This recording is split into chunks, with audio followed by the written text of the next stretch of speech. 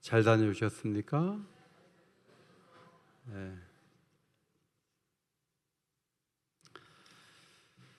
어디 갔다 오셨는지 옆 사람에게 한번 얘기해 주세요. 집에 있었던 분은 방콕에 갔다 왔다고 말씀하시면 되겠습니다. 인사하겠습니다. 어디 다녀오셨는지.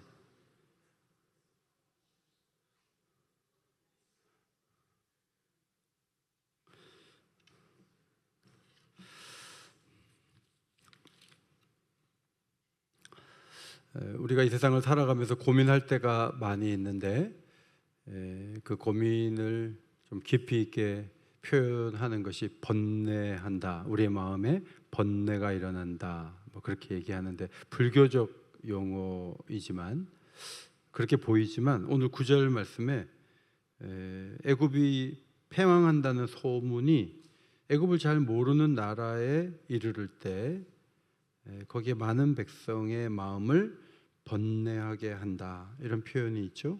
한자로 번자라는 이 한자어는 마음이 열이 나고 답답한 상태를 말하고 뇌자는 괴롭다는 말이에요. 히브리어 카스라는 단어는 고통이 되고 격분하게 되는 그런 상태를 의미하는 단어입니다.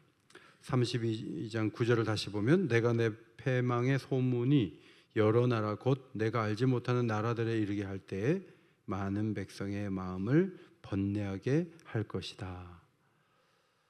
애굽은 국방도 튼튼하고 인구도 많고 나일강 유역에서 양식도 많이 거두고 그래서 잘 될 일만 남은 나라였습니다.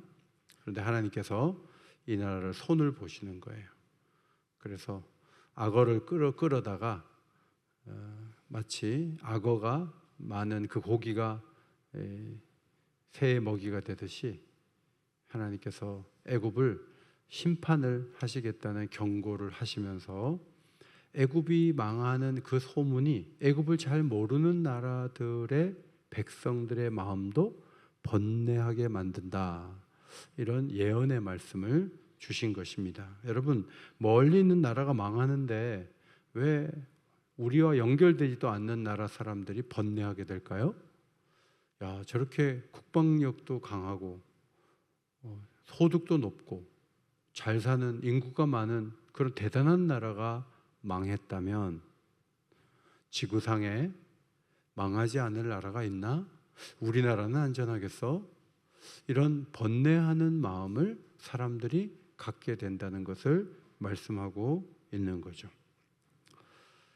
지금처럼 지구 정반대편에서도 정보가 빨리 전달되는 시대에 사람들의 번뇌는 더 깊어졌습니다. 그래서 사람들은 더 많이 피곤하고 힘이 듭니다.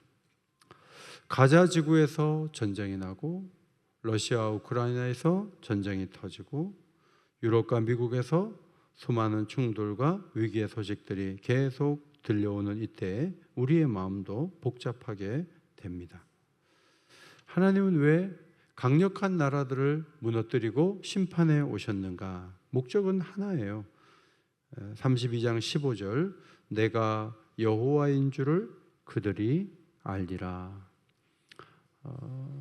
진리가 선포되고 순종해서 하나님을 느끼고 경험할 수도 있지만 강력한 나라가 무너지는 것을 통해서 하나님이 계시는구나, 하나님이 심판하시는 분이시구나, 이것을 많은 사람들이 알도록 하기 위해서 하나님의 애굽의 패망을 예고하신 것입니다. 롯처럼 사로잡혀서 전쟁이 터지면 고생을 하는 경우도 있고요. 예레미야 시대 사람들처럼 예루살렘이 불타는 것을 보면서 고통할 수도 있습니다. 2차 대전 후에 전쟁을 하면 안 되겠다 하고 평화로운 수십 년을 우리가 보냈는데 지금은 모두 다 대포를 사고 미사일을 장착하고 전쟁이 터지기를 마치 예견한 나라들처럼 국제사회를 보면 부지런히 움직이고 있습니다. 사회가 흔들리고 절대적인 가치도 권력도 없는 시대 속에 우리가 살아가는데 예수가 없고 하나님이 없는 사람의 번뇌는 더 깊어질 수밖에 없는 것이죠. 그래서 이런 시대에 판을 치는 것이 우상이에요. 점보고 또 다른 잡신들을 섬김으로 마음의 평온을 찾으려고 하는 사람이 많고, 잊어버리려고 술을 마시거나 마약에 빠져드는 사람들도 적지 않은 것이 사실입니다. 우리가 이러한 말씀과 전혀 무관할 수 없는 것은 예수님이 재림하실 때에도 애굽이 패망한 것보다 더 충격적인 일이 입체적으로 벌어질 것이 성경에 예고되어 있기 때문입니다. 마태복음 24장 20절에 너희가 도망하는 일이 겨울에나 안식일에 되지 않도록 기도하라. 기도의 폭을 넓혀야 되는데 우린 여기까지 기도는 안 해요. 앞으로 큰 시련이 올 때 하나님 겨울에 그런 일이 없도록 도와주세요. 예배하다가 그런 일 만나지 않도록 도와주세요. 우리는 거기까지 기도가 나가진 않아요. 근데 예수님께서는 환난의 날을 우리가 정하고 초대하는 게 아니라 할지라도 예수님이 재림하시기 전에 세상은 엄청나게 혼란을 겪게 될 것이고, 수많은 전쟁과 전염병과 기근이 있게 될 것이고, 하늘의 별이 떨어지고 천상에서도 우리가 감당할 수 없는 수많은 어려움이 있을 것이라고 말씀하면서 그때에 땅의 모든 족속들이 통곡하는 일이 있겠고 라고 말씀하시면서 마태복음 24장 20절 그 다음 말씀이 뭐죠? 같이 읽겠습니다. 시작. 그들이 인자가 구름을 타고 능력과 큰 영광으로 오는 것을 보리라. 여러분, 예수님이 재림하시기 전에 있게 되는 여러 가지 현상들은 애굽이 패망했을 때 번뇌하는 것보다 훨씬 더 큰 걱정과 불안함과 어려움을 줄 수 있는 입체적인 고통들이 찾아온다 그랬어요. 세상이 지금 막 불안하게 막 돌아갈 때 평화를 찾아야 되는데, 이래서는 안 되는데 해도 더 불안한 방향으로 갈 수도 있어요. 그래서 어떤 일이 오든지 하나님 앞에 의지하고 믿음이 흔들리지 않고 주의 재림을 잘 준비할 수 있는 성도로 살아야 되겠다고 기도하는 것이 중요해요. 그 일을 기도해서 막을 수는 없어요. 그 타이밍은 좀 조절해 달라고 예수님이 기도하라고 말씀을 하신 거죠. 그래서 우리의 번뇌 가운데는 우리의 노력과 판단과 거리가 먼 번뇌도 많아요. 그거는 우리가 막을 수가 없는 거예요. 여러분, 전쟁을 여러분이 막을 수 있어요? 한두 교회가 나서서 막을 수 있어요? 없어요. 우리는 그것이 어떻게 우리에게 올지 몰라요.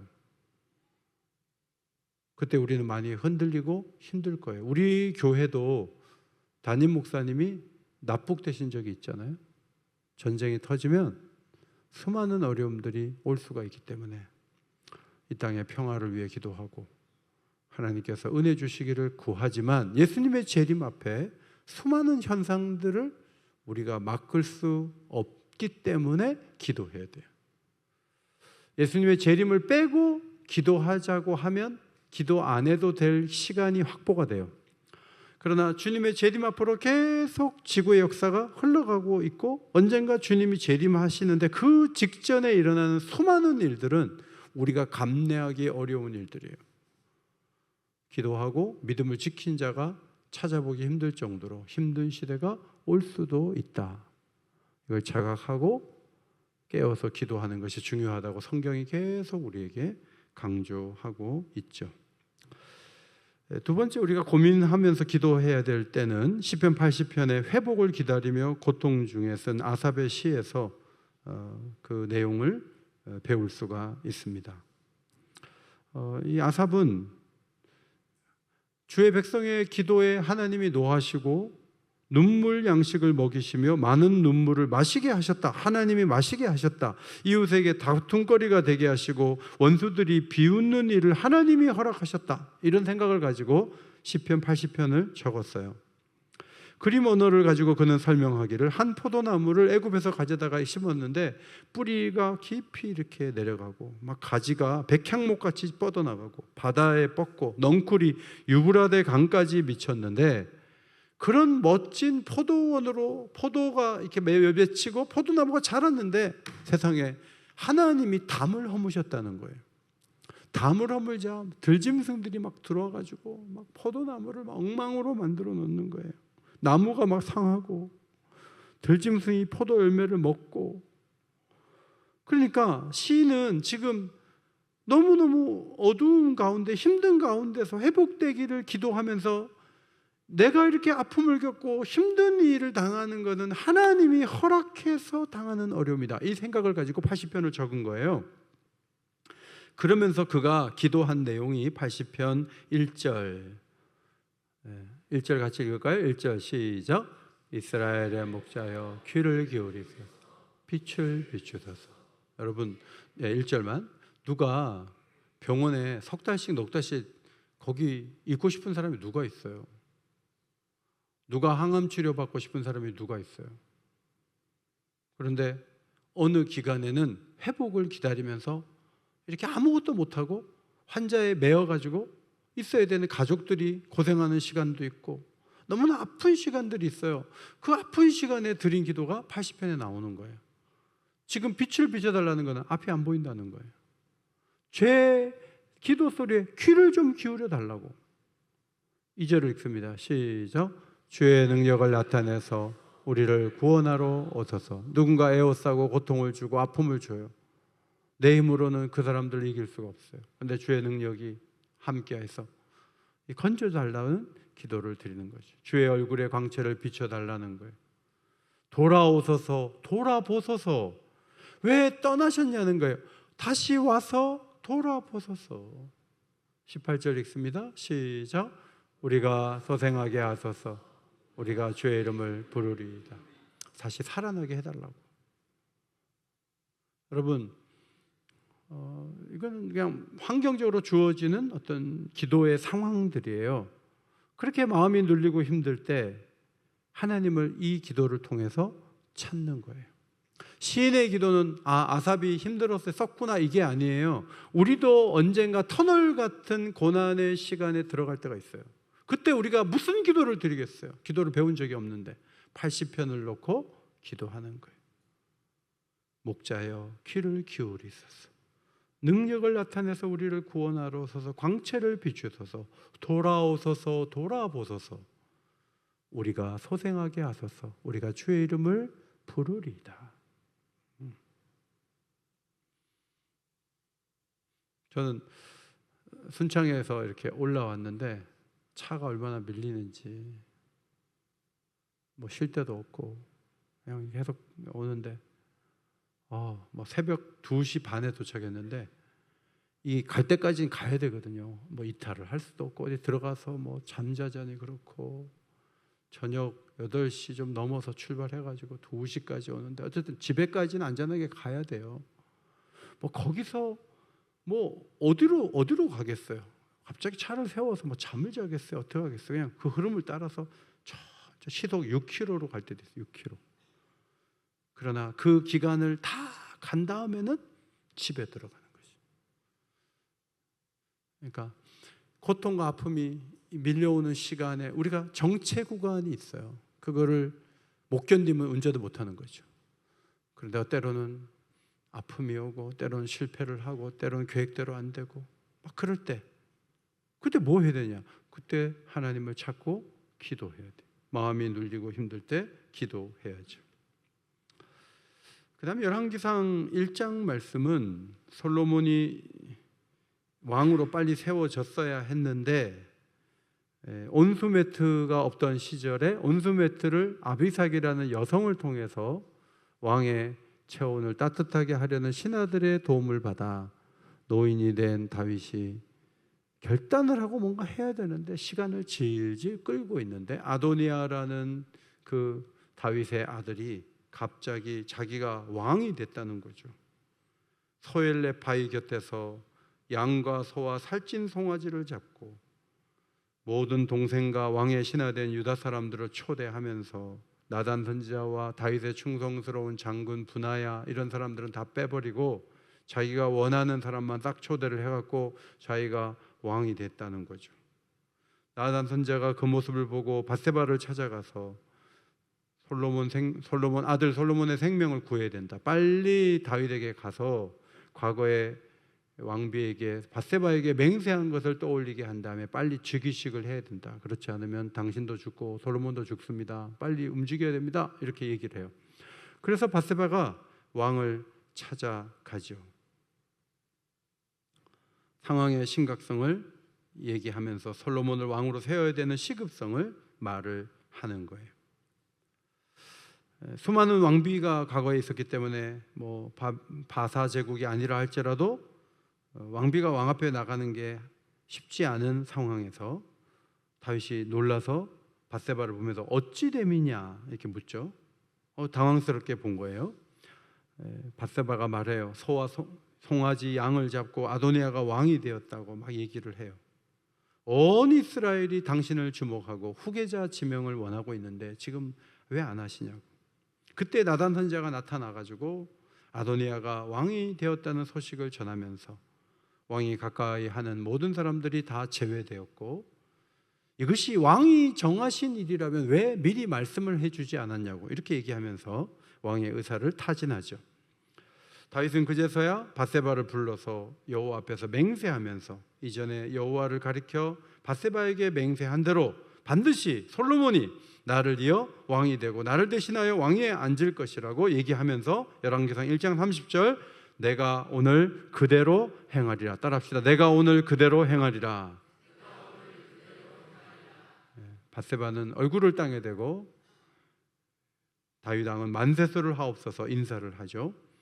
다윗은 제사장과 선지자 분하야 장군을 불러서 솔로몬을 노새에 태우고 기혼으로 가서 거기서 소와 양을 잡고 즉위식을 하고, 솔로몬 왕에 대해서 솔로몬 왕은 만세수를 하옵소서라고 그렇게 외치라고 지시를 하죠. 내 왕 위에 나를 대신하여 솔로몬이 왕이 되리라. 분하야가 왕의 명령을 받들고 솔로몬이 다윗보다 더 큰 왕이 되기를 원한다고 대답하고 기온으로 내려가서 왕을 세워요. 다윗 왕은 솔로몬이 왕이 되어야 된다는 것을 오래전에 하나님의 뜻 가운데 발견하고 알고 있었습니다. 그리고 밧세바에게 맹세까지 했어요. 그런데 왜 아도니아가 이렇게 난리법석을 펼칠 때까지 아무 일도 하지 않았을까? 그러니까 아도니아가 아무 일을 안 하니까 자기가 그 다음 순서, 압살롬 다음에 자기다 해서 자기가 왕이 됐다고 선언한 거거든요. 이게 잘못하면 밧세바도 죽고 솔로몬도 죽는 거예요. 근데 왕이 돼서 자기가 해야 될 일을 딱딱 정시에 안 하고 자꾸 미루면서 위기가 오니까 그제서야 부인 얘기 듣고 선지자 찾아오니까 그제서야 막 즉흥적으로 빨리빨리 왕을 세워라 해가지고 이제 사태로 진압을 했던 거거든요. 이 다윗이 솔로몬 즉위를 미루었던 요인이 크게 4가지가 있다고 봐요. 첫 번째로는 암논이라는 아들하고 압살롬이라는 아들이 왕자로서의 체면 깎는 일을 모두 다 하고 죽었어요. 그러니까 왕자들 중에 누구 한 사람을 세워야 되는데 집안들이 다 복잡하고 엄마가 다르고 하다 보니까 이 백성들 앞에 누가 딱 왕이라고 말하기가 쉽지가 않았던 어떤 흐름이 있죠. 두 번째로는 솔로몬을 왕으로 세워야 되지만 솔로몬은 우리야 장군의 부인인 밧세바가 낳은 2번째 아들이잖아요. 국내에서 솔로몬을 사람 취급하지 않았을 것 같아요. 솔로몬은 여기 궁에 있으면 안 돼요. 쟤는 원래 그 밧세바 원래 남편은 우리아였어. 막 이러면서 사람들이 왜 수군거리지 않았겠어요. 그런데 그 솔로몬이 왕이 된다고 다윗이 말하는 즉시 사람들이 코웃음 칠 수 있어요. 그러니까 말을 못하는 거예요. 세 번째로는 몸이 노화됐어요. 전문 여성 건강관리사가 집에 들어온 게 아비삭이죠. 그래서 계속 도와줘야 돼요. 물도 떠다 줘야 되고 뭐 그러다 보니까 솔로몬이 왕이 돼야 되는데 한데 몸이 점점 이제 노화가 돼가지고 뭐 결단을 가지고 움직이기에는 생각도 많이 굽어지고 힘든 상황에 들어가게 되었던 거죠. 네 번째는 하나님의 지시를 받고 시행하는 것이 노인이 되면서 점점 안 되는 거예요. 여러분, 야곱이 앞이 안 보여도 므낫세 에브라임을 딱 이게 교차해 갖고 손을 얻는 걸 보면 이게 영적으로 살아 있는 거거든요. 노인이 됐다 그래서 무조건 기도 안 하고 나는 은퇴했으니까. 여러분, 다윗이 지금 왕위에 있으면서 왕의 노릇을 제대로 하지 않고 뭔가 하나님 앞에 지시를 받고 움직이는 그 젊었을 때 예민했던 다윗이 아니에요. 다윗은 그냥 이대로 아무 일 없이 내가 죽을 때까지 그냥 이렇게 가는 거예요. 그러다 보니까 다윗의 기도 생활, 다윗이 하나님 앞에 민감한 어떤 그 생활들이 많이 위축되고 축소되었다는 것을 알 수가 있어요. 나단과 밧세바가 달려오자 비로소 솔로몬이 즉위식을 하게 된 거죠. 문제는 타이밍인데 이 타이밍이 조금만 늦었으면 요압을 중심으로 한 군사들의 움직임으로 인해서 모두가 위험에 빠질 수밖에 없었습니다. 솔로몬도 죽고 밧세바도 죽을 수도 있었는데 나단 선지자가 상황 판단을 하고 왕을 움직였던 것이죠. 그러면 다윗의 마음속에는 갈등이 없었겠느냐? 갈등이 있었겠죠. 나는 지금 이렇게 이대로 있으면 지금 압살롬은 내 왕위를 차지하려고 칼을 들고 성을 막 에워싸고 내가 도망쳤다가 온 사람인데 지금 왕자들이 서로 왕이 되려고 그러는데 내가 이 판을 그대로 뒀다가는 이 왕국이 위험한데 내가 조치를 취할 때가 되는데 솔로몬을 앞에 내세우자니 내세울 게 없고 아직 어리기도 하고 그냥 이렇게 시간을 이렇게 끄는 거예요. 그러면서 타이밍을 놓치는 거예요. 나이가 들었다 그래서 누군가 판단을 해주면 고맙죠. 다 판단을 맡기면 되니까. 그러나 다윗은 아직도 왕이었고 판단해야 될 일들이 산더미같이 쌓여 있는데 몸을 데우겠다고 여성 한 사람을 배치받은 다음에 그 사람하고 밤에 잠을 자고 그렇게 그냥 잊고 시간을 보내는 것이 그가 왕이 된 이유가 목적이 아닌 것이죠. 어떤 면에서는 다윗이 이전만큼 기도하지 않는 거예요. 이전만큼 예민하지도 않아요. 그래서 수동적으로 움직이고 사건이 터지면 막는 수준에서 움직였던 잘못이 있는데 저는 이것도 기도 생활에 문제가 생겼기 때문에 오는 현상으로 성경을 해석하고 싶어요. 그 다음에는 또 다른 번뇌와 고민이 무엇인가? 이것은 왕이 아니어도 나라가 망하지 않아도 병들지 않아도 우리 모두가 매일마다 겪는 번뇌와 고민이에요. 그것이 갈라디아서 5장 17절에 나와요. 같이 한번 읽도록 하겠습니다. 시작. 육체의 소욕은 성령을 거스리고 성령은 육체를 거스리나니 이 둘이 서로 대적하므로 너희가 원하는 것을 하지 못하게 하려 함이니라. 신약 성경의 헬라어로는 사륵스라고 되어 있어요. 사륵스는 죄성으로도 번역이 돼요. 우리가 예수 믿기 전에는 사륵스, 죄성이 우리를 지배를 했어요. 그래서 죄성이 하라는 대로 다 했던 사람들이 우리들이에요. 그런데 성령이 오셔서 우리 마음이 지나친 욕심에 빠지지 않도록 우리를 제어하시는 거죠. 죄가 뭐냐 하면 이렇게만 하면 행복할 것이라는 착각이 죄예요. 그것만 가지면 너무나 좋을 것이라는 착각을 불러일으키는 것이 바로 죄성이에요. 어떤 상태가 돼야, 어떤 것을 가져야 나는 행복할 거야 이렇게 생각하는 거예요. 이게 죄성이에요. 트럼프 대통령이 노벨 평화상 받고 싶은 것도 죄성이에요. 제가 보기에는 모든 걸 다 가져놓고 그것까지 받으려고 그래요. 베네수엘라 야당 지도자가 받았다는 소식을 들었어요. 죄성은 자기가 원하는 걸 원하는 때에 갖고 싶은 거 바로 그 죄성이죠. 그런데 우리 안에 오신 성령께서는 예수님을 동경하고 사모하고 영화롭게 하는 방향으로 우리를 이끌어가세요.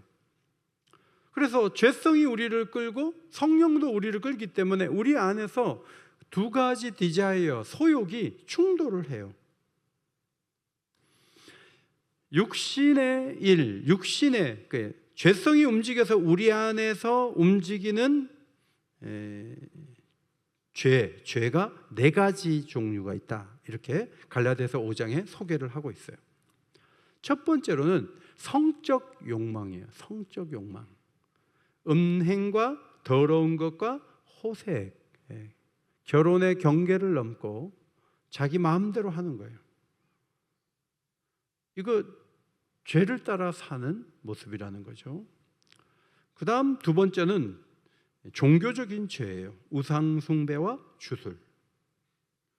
그 다음 세 번째는 관계를 파괴하는 네 가지 죄. 당짓고, 투기, 남의 것을 탐하는 욕심을 말해요. 그 다음 시기, 그 다음 원수 맺는 것. 이 네 가지는 관계를 파괴하는 죄예요. 이 죄성이 그렇게 이끄는 거예요. 이 네 가지 현상에 빠져들면 또 다른 네 가지 관계의 아픔을 겪는데, 그것이 바로 분쟁과 분냄과 분열과 이단이에요. 이단이 뭐냐면 영구적인 파당을 짓는 거예요. 네 번째로는 중독과 관련된 두 가지 육체의 일이 있다. 술 취함과 방탕함이 있다는 거예요.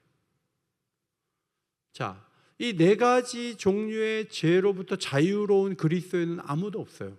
그런데 심각한 말씀이 5장 21절에 나와요. 5장 21절 같이 한번 읽습니다. 시작. 이런 일을 하는 자들은 하나님의 나라를 유업으로 받지 못하느니라. 너무 강하게 말씀을 하고 있죠.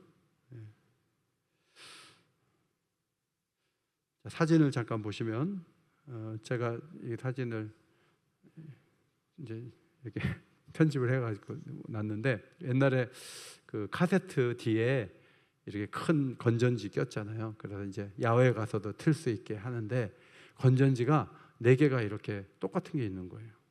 첫 번째 건전지는 음란이고, 두 번째는 우상숭배고, 세 번째는 분열이고 중독인데, 제가 조금 충격받은 것은 음란하고 분열하고 똑같은 건전지가 들어간다는 거예요.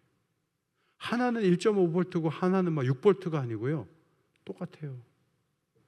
우상숭배나 중독이나 술 취해서 돌아다니면서 하는 거나 우상을 숭배하는 거나 하나님 나라를 유업으로 받지 못하는 제목에 있어서는 같은 산상에서 언급되고 있다는 거예요. 지금 우리 사회가 분열을 겪고 있어요. 온통 분열을 겪는 일들이 너무나, 미국도 그렇고 유럽도 그렇고 막 나누어지고 욕하고 총을 준비해서 막 겨냥해서 쏘고, 온 세상이 분열의 죄가 가득한데, 여러분 이게 우상숭배나 음란한 거하고 같은 거예요. 같은 죄악이에요. 이런 일을 계속 벌이는 상황에서는 하나님 나라에 갈 수 없다. 그런 사람은 자격이 없다라고 말하는 거죠. 물론 이따금씩 실패하는 경우를 말하는 건 아니에요. 상습적인 반복을 계속한다. 그러면 그 죄에 탐닉하는 것 때문에 성령이 새롭게 하시는 근거가 그 사람의 인생에서 볼 수가 없다는 거예요. 그러면 하나님 나라에 갈 수가 없다. 이것이 말씀이에요. 그래서 이 말씀을 잘 보면서 확신을, 내가 하나님 백성이라는 확신을 무너뜨리기 위한 말씀이 아니라 안위를 퇴치하기 위한 말씀이라는 거죠. 안위를 퇴치하기 위한 말씀. 강력한 경고예요.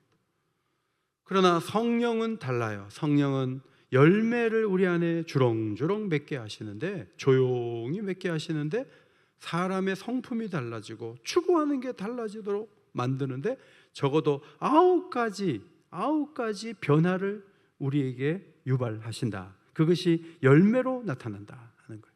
첫 번째, 사랑이에요. 사랑이 뭐예요? 상대의 유익을 위해 내가 힘들어도 섬기는 거. 그게 사랑이에요. 사랑의 반대말이 뭐예요? 두려움이에요. 두려움. 두 번째, 희락은 뭐예요? 하나님의 아름다움과 가치를 기뻐하고 즐거워하는 거예요.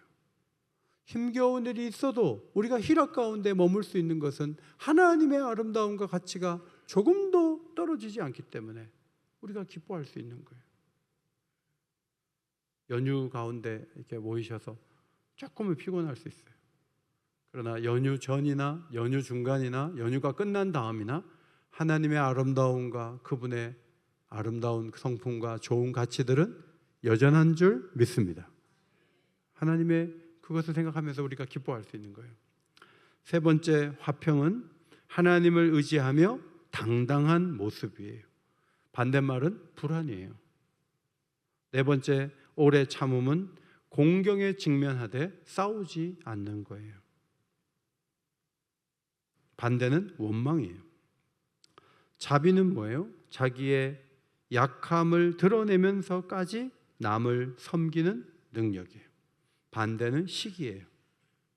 양선은 진실함과 한결같은 모습으로 상대를 꾸준히 똑같은 모습으로 대해주는 거예요.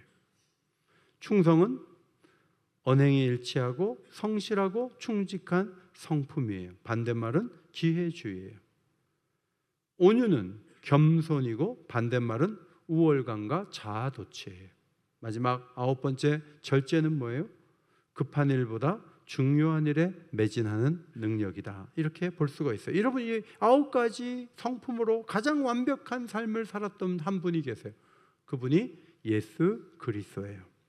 성령이 도와주시면 예수님을 닮아가는 거예요. 사랑하는 게 어색하지 않고 기뻐하는 게 어색하지 않고 항상 예수님을 닮아가는 그 기쁨과 성장이 우리에게 있도록 우리를 불러주셨는데 성령이 그렇게 되도록 우리 인격을 이끌어 가세요. 그러나 죄성이 또 우리를 계속 끌면서 계속 다른 일 하도록 자꾸 우리를 유혹하고 우리를 끄는 거죠. 그래서 우리 속에서 계속 갈등이 일어나요. 이 번뇌와 이 갈등, 이 고민, 이거를 어떻게 해결할 것인가? 성령의 도움으로 그리스도를 예배하고 예수님을 사모함으로 성령의 이끌림을 받아야죠.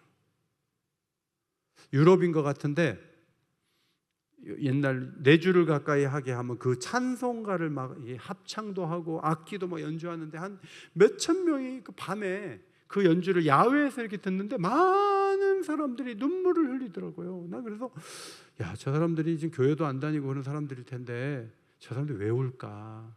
제가 보기에는 어릴 때 예배당 갔던 기억이 나서 우는 것 같아요. 오랫동안 교회를 안 다녔어요. 예배가 완전히 무너졌어요. 그런데 찬송이 들려오는데 하나님을 예배하는 그 감동과 그 추억 속에서의 그 시간들이 막 떠오르면서 하나님을 예배하지 않고 공허하게 살아가고 있는 자기 자신을 보는 거예요. 그래서 많은 여성이 이렇게 눈물을 싹 닦더라고요. 어릴 때 다녔던 교회가 생각나나 보다. 저는 그런 생각이 들었어요. 여러분, 육체의 본성이 완전히 죽은 사람은 아무도 없어요. 모두가 조금씩 우리를 끌어가려고 하는 심 속에 살아가고 있어요.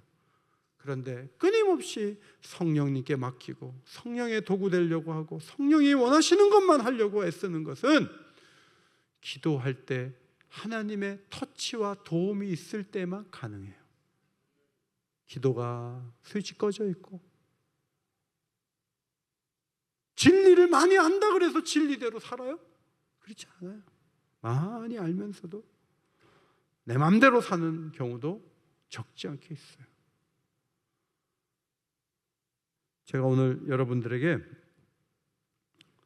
마음이 힘들 때 기도합시다, 폭넓은 기도를 좀 하자는 말씀을 드리고 싶어서 맥체인 성경 읽기의 하루 본문을 여러분에게 쭉 말씀을 드렸어요. 성도 여러분, 기도해야 될 일은 굉장히 많아요. 애굽이 패망한 소식 때문에도 번뇌할 수 있어요. 내가 원치 않는 고난의 터널 속에 들어가서 하나님을 기다리며 하나님이 담을 넘으셔서 내가 이 고통을 겪고 있어요. 이렇게 하나님에 대한 서운함을 가지고 견뎌야 될 때도 있어요. 다윗처럼 나이가 많은데 자꾸 할 일을 미루다가 위기를 만나서 그제서야 움직이면서 하나님을 찾는 경우도 있을 수 있어요. 놀랍게도 날마다 내 안에서 죄성이 나를 끌고 성령이 나를 끄실 때 이 번뇌와 이 고민과 갈등이 없는 사람이 없는데, 죄성을 이겨내고 성령의 도우심을 받으려면 교회 공동체가 매우 중요해요. 예배가 매우 중요해요. 날마다 기도하는 시간이 매우 중요해요. 연휴라서 금요 기도에 안 모이고, 이래서 기도 안 하고 저래서 기도 안 하고, 나이 많아서 기도 안 하고, 병들어도 기도 안 하고, 나라들이 전쟁을 하니까 기도 안 하고, 역으로 풀면은 마음의 번뇌를 어떻게 풀어가겠어요? 그런데 기도하는 자는 하나님의 도우심을 받을 수가 있어요. 이겨낼 수 있고 자유할 수 있고 하나님이 원하시는 길을 걸어갈 수 있는 힘을 얻을 수 있습니다. 그래서 그 기도하는 게 매우 중요해요. 저는 강단에서 막 고민하고 갈등하고 막 그러다가 어느 날 하나님이, 내가 기도를 왼쪽으로 했는데 하나님이 결론을 오른쪽으로 딱 내놓고 너 이거 해! 그렇게 말씀하듯이 딱 내 마음에 장착할 때가 있어요. 근데 저는 바로 자리에서 일어나서 이거는 내가 순종해야 된다. 나는 기도를 왼쪽으로 했는데 하나님이 오른쪽으로 말씀하신 거예요. 그건 내가 묵상할 때는 없었던 일이에요. 기도를 하는데 하나님이 제 마음을 탁 터치를 해주시는데 제가 그 길을 가보니까 너무 귀하고 좋은 길이었어요. 그 기도할 때 성령의 터치가 있는 거예요. 그래서 기도는 그냥 의무감으로 앉아가지고 시간 때우다가 아무 일도 없어 하고 그냥 가버리면 그 기도가 아니에요. 기도하는데 하나님이 여러모로 우리 마음을 만져주시고 새롭게 하시고 변화되게 하시고 좋은 길을 가게 하시고 이기게 하시고 능하게 하시는 그 은혜를 성령의 도우심을 받아서 수만 가지 번뇌할 일들이 찾아오는 세상 속에 있지만 이것을 이겨내고 하나님의 자녀답게 살아가는 주의 백성들이 되시기를 예수의 이름으로 축원합니다.